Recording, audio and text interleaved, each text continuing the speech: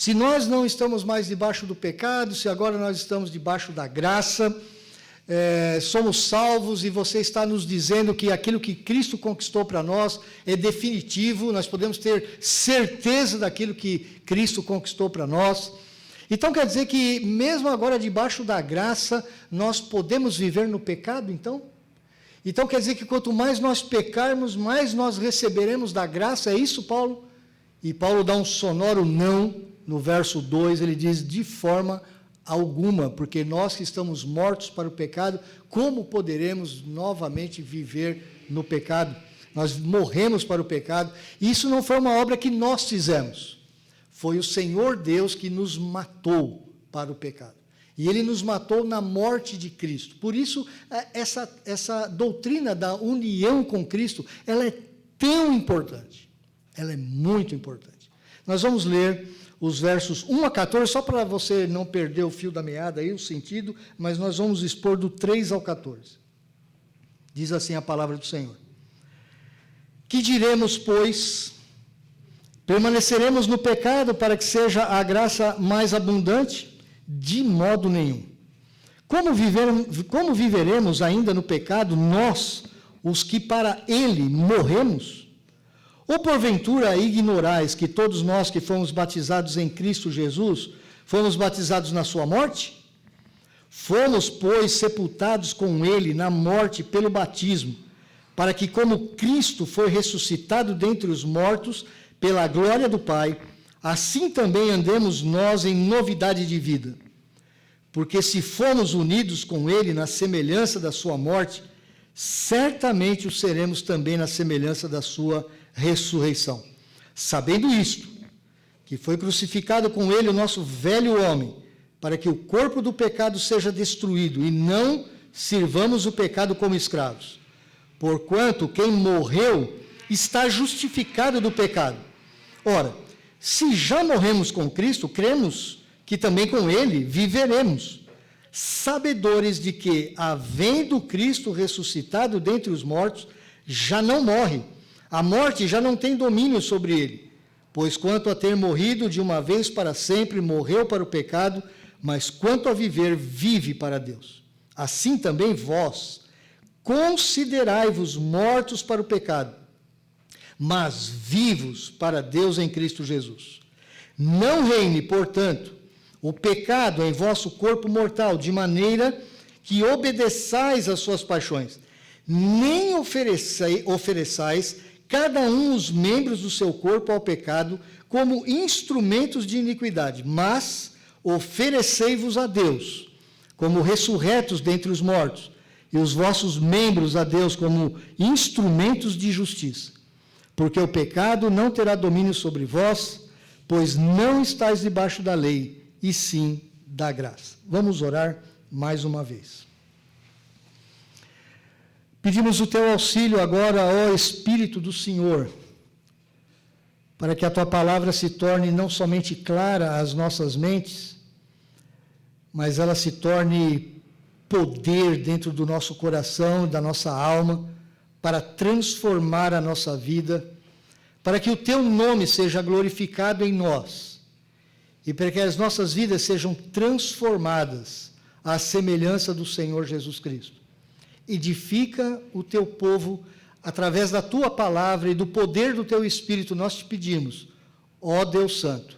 Nós oramos em nome de Jesus, o teu Filho, nosso mediador. Amém. Esse texto, dos versos 3 ao 14, ele nos mostra como Deus nos liberta do domínio ou do poder do pecado. Ele já havia feito a afirmação, o pecado agora ele não é mais um senhor de escravos sobre nós. Nós crentes não somos mais escravos do pecado.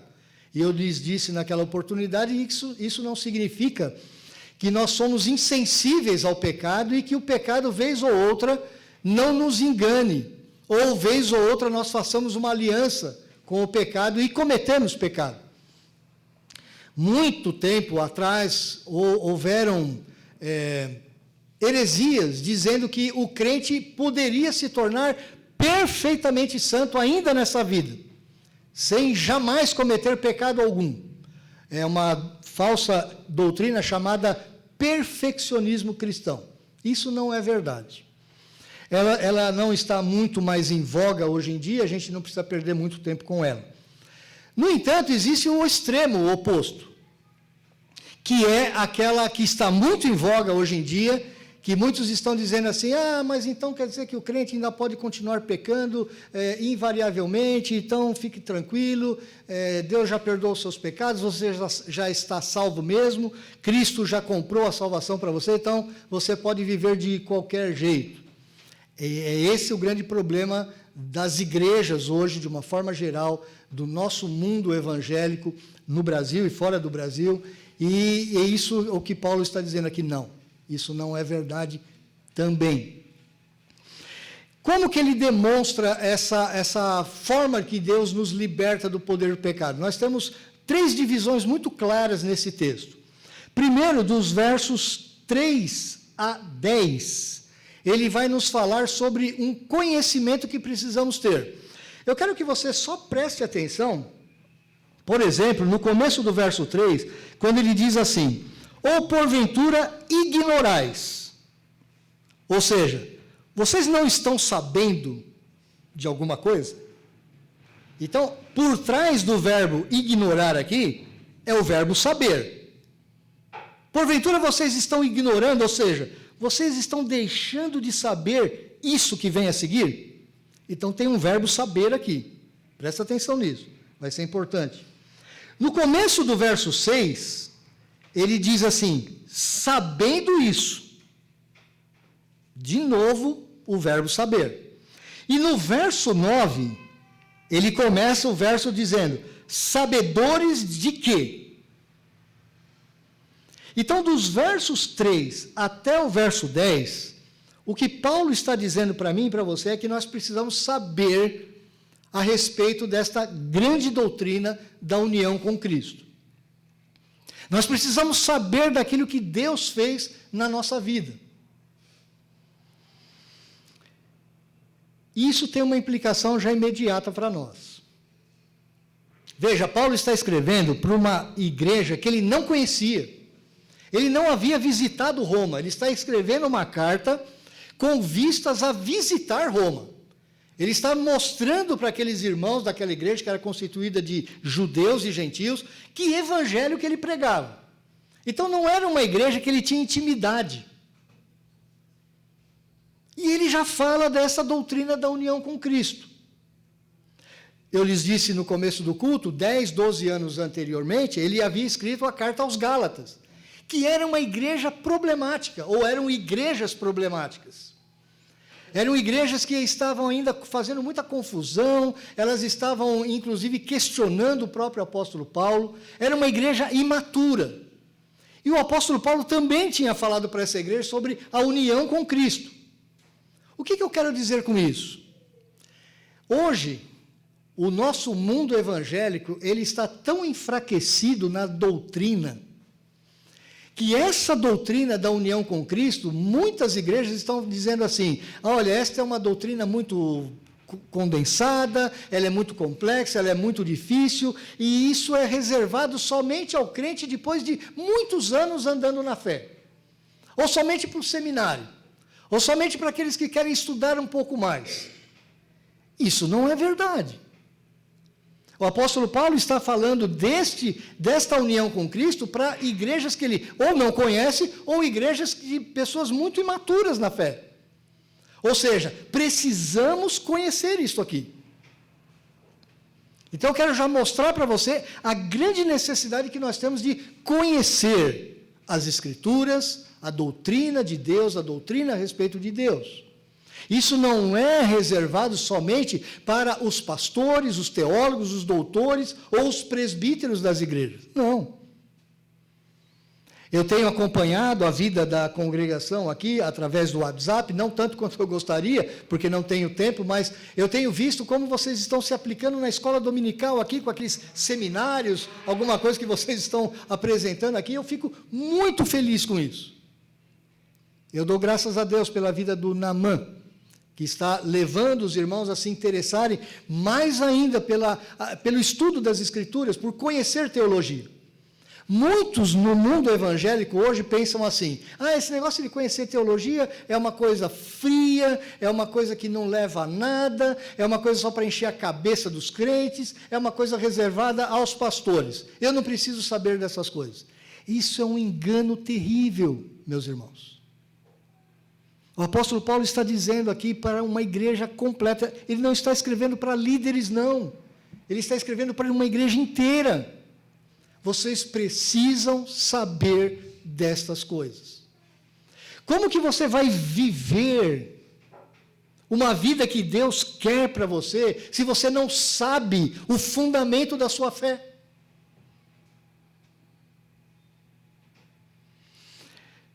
Eu tenho ouvido relatos de pessoas que estão, às vezes, em igrejas há muitos anos, 10 anos, 12 anos, 15 anos, 20 anos, e, de repente, uma pessoa dessa fala assim: agora eu não sou mais evangélico, eu me tornarei um católico. Como assim? O que você fez na igreja 10, 15, 20 anos para você voltar a uma das maiores heresias que nós temos no mundo hoje, que é o catolicismo romano? Pessoas que não foram apresentadas ao verdadeiro evangelho. Ou pessoas que talvez vinham à igreja, aos cultos, somente no domingo à noite. E estavam desprezando a escola dominical, a classe de doutrina, as reuniões de oração e todos os demais recursos que Deus coloca ao nosso dispor para lermos as Escrituras e crescermos na graça e no conhecimento do nosso Senhor Jesus Cristo. Isso acontece.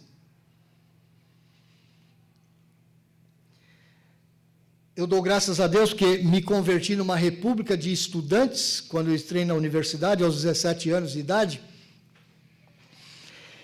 E eu já gostava de ler, eu já gostava muito de ler, eu queria saber de tudo o que acontecia em meu redor. E quando me converti num ambiente em que as pessoas queriam conhecer. E como foi importante isso na minha vida. Conhecer as Escrituras, começando a conhecer, e depois de 44 anos eu digo para vocês, eu ainda não sei nada. Eu não sei nada. Porque o nosso Deus, ele é inesgotável. Em todos os livros que já foram escritos de teologia neste mundo, não comportam a grandeza do Senhor Jesus Cristo e da sua obra. Mas uma coisa que eu não posso negar jamais foi que o fato de eu me aplicar ao estudo das Escrituras fortaleceu a minha vida, fortaleceu a minha fé. E mesmo nos momentos mais fracos da minha vida, nos momentos em que eu estava mais próximo de pecar, ou mesmo nos momentos em que eu pequei, eu podia me lembrar das grandes doutrinas da graça do Evangelho. Então, conhecer é fundamental. Não para a sua salvação, você é salvo pela graça por meio da fé, tão somente por meio da fé. Você não é salvo porque você conhece alguma coisa. Vide o ladrão na cruz. Hoje mesmo estarás comigo no paraíso. Ele não teve tempo de nem abrir a Escritura. Não é para ser salvo, mas é para viver uma vida digna do Evangelho do Senhor. Para viver uma vida vitoriosa sobre o pecado. É disso que ele está falando aqui. 3 vezes o verbo, sabedores, vocês precisam saber. Não ignorem isso. Não sejam ignorantes a respeito dessas coisas. Conta-se a história de um fazendeiro norte-americano no Texas, há muitos anos atrás. Ele tinha uma plantação de batatas. E aquele terreno dele, ele já estava meio desanimado, porque entrava ano, saía ano, e a produção dele não trazia muitos lucros. Ele trabalhava, dia, noite, aquela coisa toda, e não conseguia prosperar. Ele já estava ficando cansado, ele estava ficando desanimado, e um dia ele disse assim: eu vou vender esta minha terra, esta minha fazenda para um amigo. E vendeu para aquele amigo. O amigo mais jovem começou a fazer uma coisa diferente naquele terreno. Ele começou a escavar aquele terreno, começou a perfurar aquele terreno em vários pontos. Até que um dia ele descobriu que embaixo daquele terreno havia um poço de petróleo. E aquele homem ficou rico da noite para o dia. Ele vendeu a sua terra por uma grande petrolífera norte-americana e ele ficou multimilionário. O que aconteceu com o primeiro dono da fazenda? Ele ignorava a riqueza sobre a qual ele tinha propriedade. Quantos crentes hoje vivem vidas espiritualmente pobres, com dificuldades emocionais, espirituais, lutas nas suas vidas, porque não conhecem a respeito da grande riqueza espiritual que Deus coloca diante de nós. Os versos 3 a 5, ele fala sobre esta união com Cristo. Veja comigo. Ou porventura ignorais que todos nós que fomos batizados em Cristo Jesus, fomos batizados na sua morte? Fomos, pois, sepultados com ele na morte pelo batismo, para que como Cristo foi ressuscitado dentre os mortos, pela glória do Pai, assim também andemos nós em novidade de vida. Por enquanto, até aí. Eu vou resumir isso aqui para você. Paulo, ele tem uma capacidade de condensar muita coisa. E às vezes a gente não tem tempo para destrinchar cada uma das suas frases, mas eu quero resumi-la aqui para você. Quando Deus nos salva em Cristo Jesus, o Espírito Santo, ele nos batiza. Ele nos batiza no corpo de Cristo, que é a igreja. Lembra daquilo que eu preguei há um tempo atrás aqui, quando nós falamos que nós temos dois tipos de humanidade, uma que tem o cabeça em Adão e a outra que tem o cabeça como Cristo? Se você não é crente ainda, você tem um cabeça, Adão. Ele é o cabeça de uma raça. Quando nós nascemos em Adão. Por isso que nós herdamos o pecado de Adão, porque tudo que é de Adão nós temos nele. Quando você se converte a Cristo, e na verdade não é você que se converte, é o Espírito do Senhor que escolhe você, que regenera você, que transforma você, que dá o dom do arrependimento, o dom da fé, ele faz você nascer de novo. A própria expressão nascer de novo, ela mostra claramente, você não poderia ter feito isso. Ou alguma criança, ou algum de nós aqui pediu para nascer. Quem aqui fez alguma coisa para nascer? Você fez isso? Fez alguma coisa para nascer? Não. Você nasceu. E quando você nasceu em Adão. Quando você nasce de novo, e essa é a expressão do Novo Testamento, quando você nasce em Cristo, você nasce numa nova criação. Numa nova humanidade. E essa nova humanidade tem um cabeça, que é Cristo. Cristo é o cabeça dessa nova criação. E essa nova criação é chamada a igreja invisível do Senhor Jesus Cristo.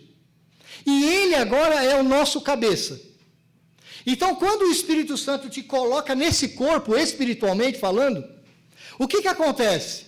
Você muda de terreno, a tua raiz muda. É como se eu estivesse fazendo um transplante de plantas aqui. Quem conhece de plantação aqui depois pode me corrigir em algum aspecto. É como se eu estivesse tirando uma planta daqui com raiz e tudo, eu tiro desse terreno e coloco num novo terreno. Eu fiz um transporte, é isso que o Espírito Santo fez com cada um de nós. Ele nos colocou no corpo de Cristo, que é a igreja. Por que nós estamos agora nesse novo corpo de Cristo, que é a igreja? Nós somos batizados em Cristo. Nós recebemos tudo aquilo que Cristo conquistou. Então, a morte de Cristo passa a ser a nossa morte. Ou seja, nós somos incluídos na morte de Cristo. Inclusive na sua sepultura. Por que Paulo usa a expressão sepultura aqui? Ele disse isso no verso 4. Fomos, pois, sepultados com ele na morte pelo batismo. Olha o que ele está dizendo. Que você e eu fomos sepultados juntamente com ele na morte pelo batismo. Foi isso que o Espírito Santo fez. Embora eu sei que você deve estar pensando assim, mas esse não é o batismo em água? O batismo em água, ele está simbolizando, ele está apontando por uma realidade espiritual muito maior, que é aquela que o Espírito Santo fez na nossa vida. Ele nos colocou em Cristo. Então a morte de Cristo passa a ser a nossa morte. Nós morremos a morte de Cristo. Ele nos colocou lá. Você não fez nada para fazer isso. Foi tudo graça do Senhor. Agora, a pergunta é, mas por que eu tinha que morrer na morte de Cristo? Por que eu tinha que ter isso? Lembra que eu falei da última vez? O pecado é visto em Paulo, ele coloca o pecado como um senhor de escravo, um tirano.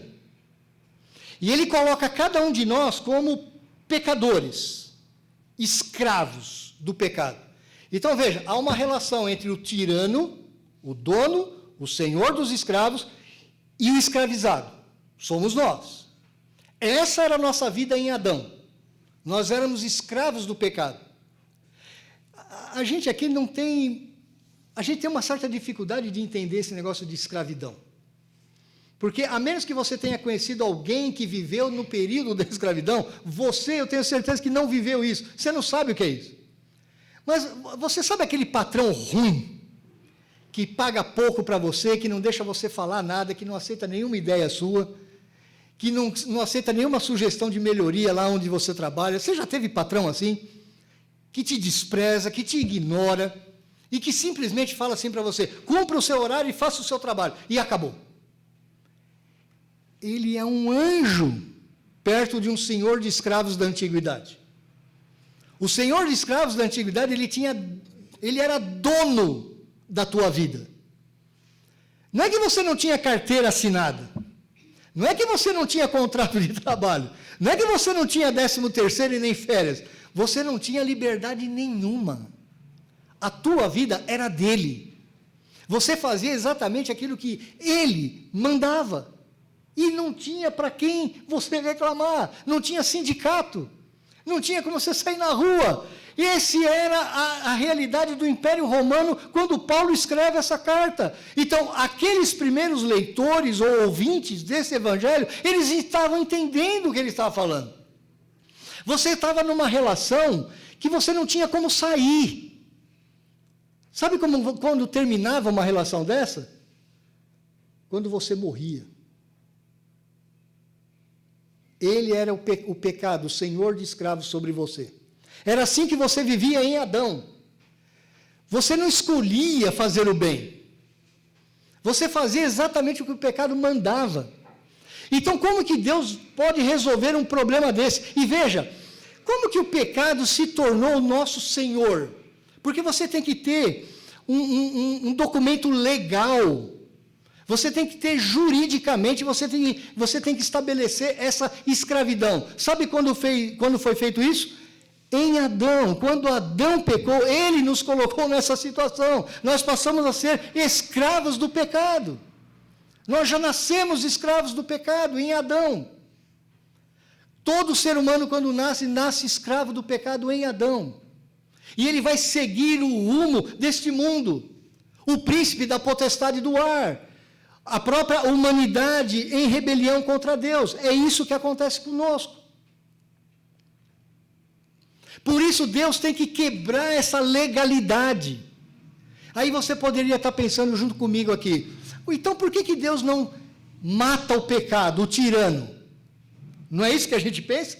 Vou matar o tirano. Se tem um tirano, se tem um senhor que é ruim, e tem um escravo, eu mato esse tirano. Mas Deus não poderia fazer isso. Por quê? Porque Deus seria injusto, porque ele recebeu a legalidade de Senhor. Nós demos a legalidade para o pecado. Quando nós pecamos, nós estamos dizendo isso. O pecado é o meu Senhor, eu estou dando legalidade para ele. Então, o que Deus precisa fazer? Ele precisa matar nós, os pecadores, os escravos. Mas veja, se eu e você entregássemos a nossa vida, tá bom, Deus, então eu tenho um senhor de escravos, ele é senhor sobre a minha vida, eu estou debaixo do poder dele, então eu vou entregar a minha vida, eu vou morrer para me ver livre dessa escravidão. Não daria certo. Porque a vida que você vai entregar, ela já está uma vida com pecados. Você tem uma dívida que você não consegue pagar. Você não tem como pagar essa dívida. Então, se você entregar a sua vida, se você falar, eu vou morrer por mim mesmo, não funciona. Não dá certo. A minha vida não é valor para pagamento dessa dívida. Então, o que o Senhor Deus faz? Ele dá o seu Filho, que é perfeito, que tem uma vida que cumpriu toda a lei. Ele sim tem uma vida que não tem pecado nenhum. Ele tem uma vida justa. Ele tem uma vida que agradou o Pai dele a vida toda. E a morte dele foi aceita pelo Pai dele. Então, quando o Senhor Jesus morre e o Espírito Santo nos coloca no corpo de Cristo, é como se o Senhor... É verdade. O Senhor Jesus está morrendo a nossa morte. E nós somos colocados na morte dele. Então, o Senhor Deus, o que Ele faz? Ele quebra essa ligação. Porque Ele nos mata em Cristo. Jesus Cristo morreu para nos libertar do poder do pecado. Por isso ele diz, inclusive, somos sepultados com Cristo. Porque, veja, alguns ainda dizem isso, tem pessoas que é uma teoria antiga. Não, Jesus não morreu. Jesus deram alguma coisa para ele lá, e depois eles tiraram ele da cruz, e ele ainda estava vivo. Ele depois foi fazer uma viagem, não sei para onde, lá para o Oriente, para a China, para o Japão, não sei para onde. Até hoje tem gente que acredita nisso. Ele não morreu de forma verdadeira. Mas o que o apóstolo Paulo está dizendo aqui é não, porque o sepultamento realmente é a testificação, o testemunho da morte. Até alguns anos atrás, 100 anos atrás aproximadamente, algumas pessoas pareciam que morriam, e depois você ia descobrir depois de um dia, talvez, que a pessoa não estava morta, ela ressuscitava. Tem até um ator antigo aqui, só os mais velhos devem se lembrar dele, que dizem que ele foi enterrado vivo. E depois que foram exumar lá alguma coisa, viram que o caixão estava todo arranhado e batido. Talvez tenha acontecido isso mesmo. Mas aqui não, o apóstolo Paulo dizendo, o Senhor Jesus, ele foi sepultado, e nós fomos sepultados na morte dele, nós somos sepultados junto com ele. O apóstolo Paulo está usando expressões fortíssimas aqui. Agora veja, ele diz no final do verso 4, tudo isso, inclusive a ressurreição dele, quando o Pai o ressuscita dentre os mortos. Eu quero ler o verso 4 para você entender bem. Fomos, pois, sepultados com ele na morte pelo batismo, para que, como Cristo foi ressuscitado dentre os mortos, pela glória do Pai, ou pelo poder glorioso do Pai, assim também andemos nós em novidade de vida. Sabe o que o apóstolo Paulo está falando aqui? Pelo fato de Deus em Cristo ter conquistado todas essas coisas para nós, pelo fato do Espírito Santo nos colocar no corpo de Cristo, que é a igreja, ele fez tudo isso para que a gente andasse num novo tipo de vida. Novidade de vida. Então, meu querido irmão, embora muitos estejam tentando e fazendo uma grande bagunça no meio da igreja de Cristo hoje, dizendo mais ou menos assim, não, você é salvo pela graça. Então, mesmo depois de tudo isso que o Senhor Jesus Cristo fez por nós, você ainda pode viver do jeito que você vivia antes. Quando Adão era o teu senhor, ou cabeça. Quando o pecado era o teu senhor de escravos. E o apóstolo Paulo está falando, não. Deus fez tudo isso na nossa vida para que a gente andasse em novidade de vida. Uma vida realmente nova. Uma vida de ressurretos. Uma vida de pessoas que já têm a ressurreição em Cristo e só estão aguardando o final. Então nós temos que viver agora como ressurretos dentre os mortos. Não mais como filhos de Adão. E o verso 5, ele diz assim, Porque se fomos unidos com ele na semelhança da sua morte, então veja, nós estamos unidos na morte de Cristo, ele repete isso mais uma vez, certamente o seremos também na semelhança da sua ressurreição. Então ele está dizendo para nós o quê? Que nós morremos em Cristo, nós fomos sepultados em Cristo e nós ressuscitamos em Cristo, para que a gente possa viver uma vida nova. Do verso 6 até o verso 10, ele vai mostrar as implicações disso. E ele continua com o verbo saber. Sabendo isto, que foi crucificado com ele o nosso velho homem, para que o corpo do pecado seja destruído e não sirvamos o pecado como escravos. Veja, ele já havia dito isso. O nosso velho homem foi crucificado com Cristo. O nosso velho Adão, ele já foi crucificado com Cristo. O pecado não tem mais domínio legal sobre a nossa vida. Ele não tem poder constituído sobre a nossa vida. Você ainda peca, mas quando você peca por conta própria, não porque você é escravo do pecado. Porque você ainda namora com o pecado. É muito parecido com o povo de Israel, quando é liberto do Egito, atravessam o mar, eles veem todos aqueles milagres que o Senhor Deus fez no Egito, todos aqueles poderosos atos de salvação e libertação, eles atravessam o mar, eles vão para o outro lado, Moisés está liderando aquele povo, e logo no primeiro acampamento que vem a seguir, o que aquele povo faz? Aquele povo começa a reclamar. Como era bom viver lá com os melões e os pepinos do Egito. Quantas vezes nós fazemos isso, meus irmãos? Quantas vezes nós estamos namorando as categorias deste mundo, dizendo, mas se eu tiver aquilo que aquele mundo tem, seria tão bom para mim. Você não é mais escravo do pecado, você não tem ninguém te empurrando para lá. Você deliberadamente escolhe pecar. O povo de Israel fez isso também.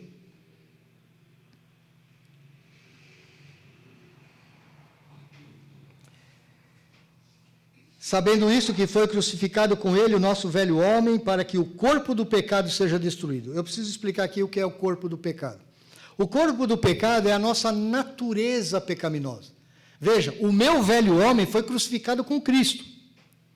Mas eu ainda herdo uma natureza pecaminosa. E essa eu preciso crucificá-la todo dia na minha vida. É o que ele chama aqui numa expressão corpo do pecado. Por que isso? Se você cometesse um crime no Império Romano daquela época, dependendo do crime, você teria a seguinte punição. Eles pegariam a pessoa que você matou, o morto, eles colocariam nas suas costas e amarrariam aquele morto no seu corpo, e de tal forma que você não poderia se livrar daquele morto. E você teria que andar durante um tempo com aquele morto nas suas costas. Imagine um cadáver nas suas costas, envelhecendo, apodrecendo e cheirando mal, e você carregando aquele corpo nas suas costas. Paulo, quando ele usa essa expressão, corpo do pecado, ele está se referindo àquela pena. E isso é desagradável demais, até para nós hoje, quando paramos para pensar nisso, que coisa horrorosa. Ele está dizendo, a nossa luta contra o pecado vai ser para sempre. Nós vamos ter que lutar contra o pecado. Nós vamos crucificar a nossa carne, a nossa natureza pecaminosa. Nós temos que lutar contra ela. Ela já não é mais o nosso governante. Ela é um guerrilheiro. Ele é um guerrilheiro que está à nossa espreita, mas precisamos lutar com ela.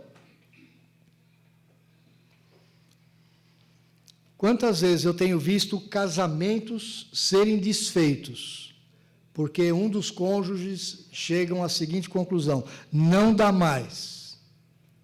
Não dá mais, eu quero ser feliz, esse casamento já não dá mais, isso aqui já não está dando mais, eu preciso agora me libertar, eu preciso de uma nova vida.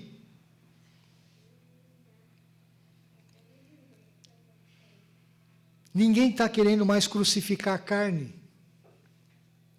Nós estamos procurando os caminhos mais fáceis.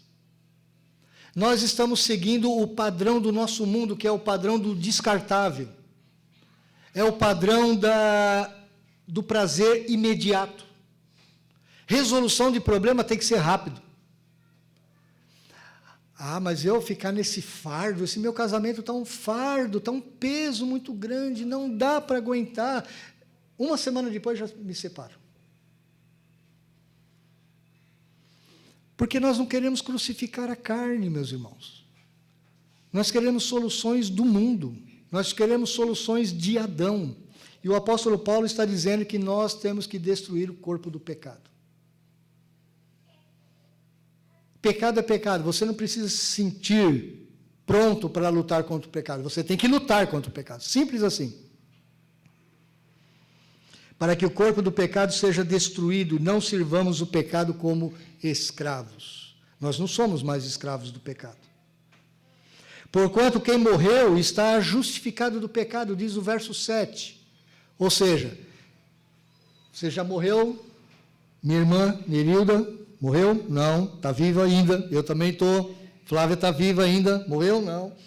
Mas ele está dizendo aqui que nós que já morremos com Cristo, nós já morremos a morte dele, porque ele nos colocou lá. Foi o Espírito Santo que nos colocou naquela morte. Para que nós sejamos justificados do pecado, ou seja, nós não temos mais dívida nenhuma. Está tudo pago. O verso 8, a implicação disso. Ora, se já morremos com Cristo, cremos que também com Ele viveremos. Não é só que já morreu com Cristo. Você também vive agora com Cristo. A vida de ressurreição do Senhor Jesus também é tua. Não é só a morte. Por isso precisamos viver uma vida nova. Uma vida diferente. Isso é implicação do Evangelho. O verso 9, novamente ele repete o verbo, né? Sabedores de que, havendo Cristo ressuscitado dentre os mortos, ele já não morre. A morte já não tem domínio sobre ele. Ou seja, a morte e a ressurreição do Senhor Jesus não foi como a morte e a ressurreição de Lázaro, o amigo do Senhor Jesus. Porque Lázaro voltou a morrer. Mas a morte e a ressurreição do Senhor Jesus foram únicas. E nós somos colocados nesta morte e ressurreição do Senhor Jesus Cristo. A morte já não tem domínio sobre ele. Eu volto a repetir essa frase. Hoje se fala na nossa sociedade, na nossa cultura, há jeito para tudo nesse mundo, menos para a morte. Mentira! Porque para nós crentes a morte também já foi solucionada. E não por nós, e não pela nossa cultura, e não pela nossa filosofia, e não porque nós somos mais espertos. Mas o Senhor Jesus já venceu a morte no nosso lugar. A morte já não tem domínio sobre nós. Por isso, meus irmãos, nós, mesmo quando estamos passando por lutas, provações, nós não podemos estar fixados os olhos neste mundo, nessa nossa vida. Nós temos que olhar para aquilo que Cristo já conquistou para nós. Porque aí você vai ter esperança. Nos Estados Unidos, há muito tempo atrás, houve uma revolução. E nessa revolução, houve uma grande libertação de escravos lá nos Estados Unidos, principalmente no sul dos Estados Unidos. Muitos daqueles homens e mulheres, de repente, ficaram livres, assim, da noite para o dia. Estavam totalmente libertos. Os jovens saíram das suas cidades e mudavam de estado, procuravam outros lugares para poder trabalhar. Mas alguns já eram muito velhos e já estavam acostumados com aquela vida de escravidão. E quando eles ouviam o seu senhor de escravos, ou viam o seu senhor de escravos diante deles, eles já estavam tão acostumados com aquilo, que eles não tinham outra reação a não se submeterem novamente ao seu senhor de escravos. Ou seja, eles eram livres legalmente, eles foram libertos por uma guerra, e mesmo assim, eles ainda tendiam a viver debaixo da escravidão dos seus senhores. Quantos crentes vivendo vidas assim ainda hoje em dia? Escravos do pecado, mas são libertos. Estão envergonhando o nome do Senhor Jesus Cristo e estão tendo grandes dificuldades na vida, porque ainda não aplicaram essas grandes verdades do Evangelho do Senhor nas suas vidas. O verso 11, a segunda parte, ele apresenta um outro verbo, considerai-vos. Assim também vós, considerai-vos mortos para o pecado, mas vivos para Deus em Cristo Jesus. Se na primeira parte ele falou que você precisa saber de todas essas coisas, agora ele está dizendo assim, viva desse jeito, coloque a sua fé em prática. Viva dentro dessas realidades. Os nossos irmãos pentecostais e alguns neopentecostais, eles têm uma expressão que nós não usamos na nossa teologia. Nós não achamos que ela é correta. Mas aqui eu gostaria de usar essa expressão. Sabe aquela expressão, tome posse? Toma posse da bênção. Aqui você tem que tomar posse dessa bênção. Esse considerai-vos aqui é isso. Toma posse disso, não fica só sabendo disso. Porque só saber essas coisas também não vai mudar a tua vida. Mas você tem que viver dessa forma. Você tem que viver praticamente dessa forma. Deixa eu contar uma ilustração para você que talvez ajude você a compreender o que ele está dizendo aqui. Só os velhinhos talvez vão entender o que eu vou falar aqui. Há uns anos atrás, aqui no Brasil, tinha uma coisa chamada loteria esportiva. Quem lembra da loteria esportiva? Poucos, só os mais velhinhos. Os mais novos não sabem disso. Você comprava um volante, chamava volante, era um papel da Caixa Econômica Federal, e tinham lá 13 jogos, às vezes do Campeonato Brasileiro, às vezes do Campeonato Paulista, Carioca, Mineiro, e assim por diante. 13 jogos de futebol. Então tinha um time na primeira coluna, o empate na segunda coluna e o outro time na terceira coluna. E você tinha que escolher qual o resultado que ia dar, quem que ia ganhar. Ó, esse ia ganhar, vai dar empate ou vai dar o time da segunda coluna. Aí você fazia o jogo lá. Não estou falando para você fazer jogo de loteria, hein? Crente não joga jogo de azar. Mas o pessoal fazia aqueles joguinhos lá. Aí conta essa história de um camarada que ele começou na sexta noite, ele começou a marcar os jogos. Então, os jogos da sexta ele acertou, os jogos do sábado ele acertou, e ele vinha marcando, todos os jogos. Aí tinha o último jogo no domingo à tarde. O último jogo ele estava ouvindo o radinho lá, se eu acertar, eu vou acertar os 13 pontos. Era muito difícil acertar 13 pontos, era muito difícil. Eu vou acertar. E aí acabou o jogo, ele acertou. Fiz os 13 pontos, estou rico. O cara já começou a viver como rico. Deu a casa para a sogra, já começou a comprar um monte de coisa para a mulher, começou a viver como rico. Eu sou rico, agora eu estou milionário. Eu tomei posse. Só que nesse caso, em particular, o que acontecia na loteria esportiva também? Um monte de gente acertou os 13 jogos. Então, aquilo que ele esperava receber uma grande bolada, na verdade, ele recebeu bem pouquinho. Aí ele ficou frustrado. O que eu quero dizer com você, para você? Você tem que viver essas realidades. Você tem que tomar posse dessas coisas. São coisas que o Senhor Deus fez por nós. Você agora é um filho do rei, outra expressão da teologia da prosperidade que nós não gostamos de usar, porque sabemos que usam de forma equivocada. Mas você é filho do rei, meu irmão. Você foi conquistado pelo Rei. São essas coisas gloriosas do Evangelho que Deus nos deu. Portanto, considerai-vos mortos para o pecado, mas vivos para Deus em Cristo Jesus. Veja que a expressão é sempre em Cristo Jesus. O valor é dele, a dignidade é dele, a glória é dele, é do Senhor Jesus Cristo. Ele fez tudo isso por nós. Você já foi morto em Cristo, sepultado em Cristo, ressuscitado em Cristo. A morte não tem mais domínio sobre você, o pecado não tem mais domínio sobre você. Você tem vitória total, plena. Você não precisa tomar remédio psicotrópico para levar a sua vida.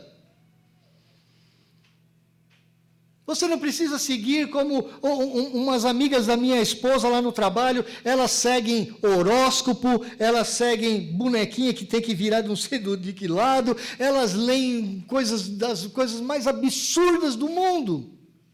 E se dizem pessoas inteligentes, formadas, às vezes com 2, 3 faculdades, inclusive no exterior. E pessoas que estão numa escravidão ao pecado. Viver como crente é a maior libertação que alguém poderia ter, se apropriando dessas verdades. Mas o apóstolo Paulo não para só nesse segundo verbo, ele tem um terceiro verbo aqui, e essa é a parte prática da carta. Ele diz assim: sabedores dessas coisas, considerando-se dessa forma, agora vocês têm que ter atitudes diferentes, viver de forma diferente. Verso 12 a 14. Portanto, não reine o pecado em vosso corpo mortal, de maneira que obedeçais às suas paixões. Embora ele esteja usando a palavra corpo aqui, o Novo Testamento e a Bíblia como um todo, ela não diz nenhuma alusão que o nosso corpo é pecaminoso. Nosso corpo não é pecaminoso.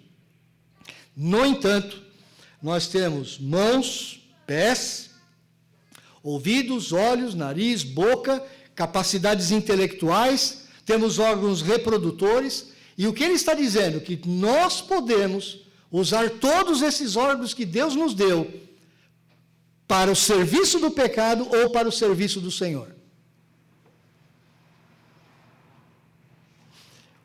O fato de podermos falar é uma bênção. Mas nós podemos usar a capacidade da fala para falar mal dos nossos irmãos, para criar intrigas dentro da igreja. A capacidade de ouvir é muito boa, mas a gente pode treinar o nosso ouvido para a gente ouvir só aquilo que nos interessa. A gente não se importar com o outro, com aquilo que o outro fala. Andar, se mover, todas as capacidades que Deus nos dá, capacidade de criação, arte, música, todas as capacidades que Deus nos dá, devem ser usadas para a glória dele. Então ele está dizendo, não reine o pecado em vosso corpo mortal. Não permita que aquela vida que você tinha antes em Adão, esteja se manifestando hoje no seu corpo. Seu corpo agora é santo. Por isso que quando nós nos convertemos, nós mudamos inclusive a nossa forma de nos vestirmos. Porque os nossos órgãos sexuais, por exemplo, eles se tornam santificados. Não são expostos para todo mundo ver. Uma forma nova de viver. Nem ofereçais cada um os membros do seu corpo ao pecado como instrumentos de iniquidade, mas oferecei-vos a Deus. Esse é o verbo importante. Meu irmão, quando nós fomos libertos do poder do pecado, nós não fomos libertos para ficar livres completamente. Agora eu vou viver a vida do jeito que eu quiser. Não. Você só mudou de senhor. Antes era Satanás, o mundo, a carne pecaminosa, o pecado, o seu senhor. Agora é o Senhor Deus o teu senhor. Você é escravo de Deus. Então ele está dizendo assim, simples assim, agora sirva ao seu novo senhor. Seja escravo dele. Busque nele o que ele quer para mim. Por isso que o crente não pode fazer a sua agenda. Eu vejo tantos crentes fazendo assim. Eu vou fazer a minha agenda aqui. Olha, segunda eu trabalho, terça eu trabalho, quarta eu vou ver jogo de futebol, quinta eu faço isso, sexta eu faço aquilo, sábado eu me divirto, domingo de manhã também eu vou para tal lugar, tal lugar, tal lugar. No domingo à noite, se sobrar um tempinho, eu vou lá na igreja. É o meu calendário. É a minha agenda. Os crentes não fazem mais isso hoje. Senhor, os meus dias são teus. A minha semana é tua. Eu sou o teu escravo. O que o Senhor quer que eu faça durante essa semana para o Senhor? O que eu tenho para servir ao Senhor durante essa semana, durante esse mês, durante esse ano? A minha vida, Senhor, eu coloco à tua disposição. É isso que ele está falando. Muitos crentes, por não saberem essas verdades, por não se considerarem mortos para o pecado, mas vivos para Deus em Cristo, eles estão governando as suas próprias vidas. Como se o Senhor Jesus tivesse nos libertado do poder do pecado, para nós agora sermos os senhores da nossa própria vida. E não foi isso que o Evangelho nos diz. Oferecei-vos a Deus, como ressurretos dentre os mortos, e os vossos membros a Deus, como instrumentos de justiça. Então, o que você faz com a sua mão agora? O que você faz com os seus pés? Por onde você anda? O que você faz com os seus olhos? O que você faz com os seus ouvidos? O que você faz com a sua boca? O que você faz com as capacidades intelectuais que Deus lhe deu? O que você faz com o teu tempo? O tempo é meu. Eu gasto lá 8 horas vendo novela, filme, televisão, um monte de porcaria que passa por lá. O tempo é meu. Eu faço com a minha mente, com o meu coração, o que eu quiser. Isso não é vida de crente nascido de novo. Eu tenho que oferecer os instrumentos que Deus me deu, todas as partes do meu corpo, para o serviço dEle. Senhor, o que o Senhor quer de mim? Não precisa esperar o pastor chegar para você e falar assim, irmão, estou precisando de você, sei lá, para fazer um ministério qualquer aqui na igreja. Não, você deve pregar para Deus, falar, Deus, o que o Senhor quer que eu faça naquela comunidade onde eu estou? O que o Senhor quer de mim? Talvez, se você fizer essa pergunta, Deus possa lhe responder da seguinte forma, olha, eu quero que você vá para fora do Brasil para levar o Evangelho. Aí você fala, mas isso é meio estranho. Como é que eu vou para fora do Brasil? Eu vou largar tudo aqui? Ué, mas quem que é dono de tudo aqui agora? Não é você mais.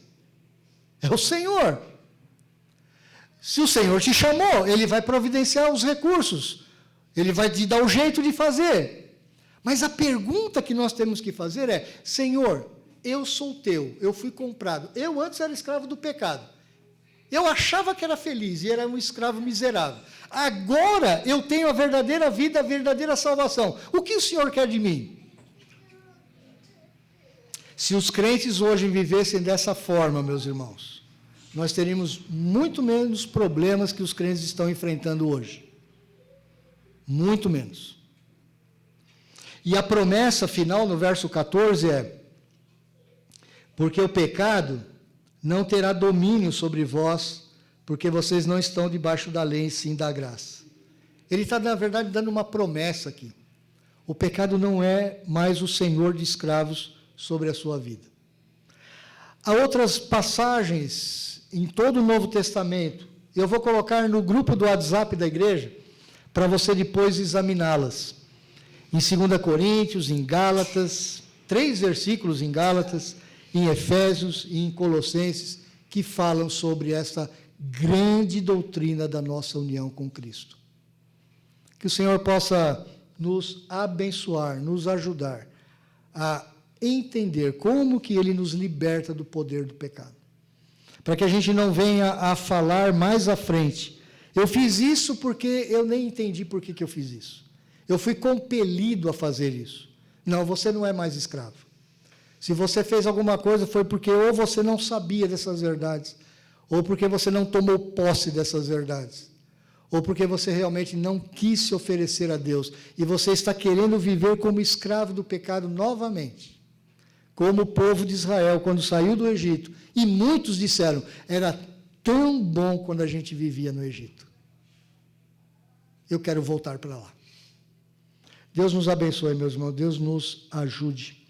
Vamos cantar o hino 341, Vera Páscoa, nos preparando para a ceia do Senhor. Hino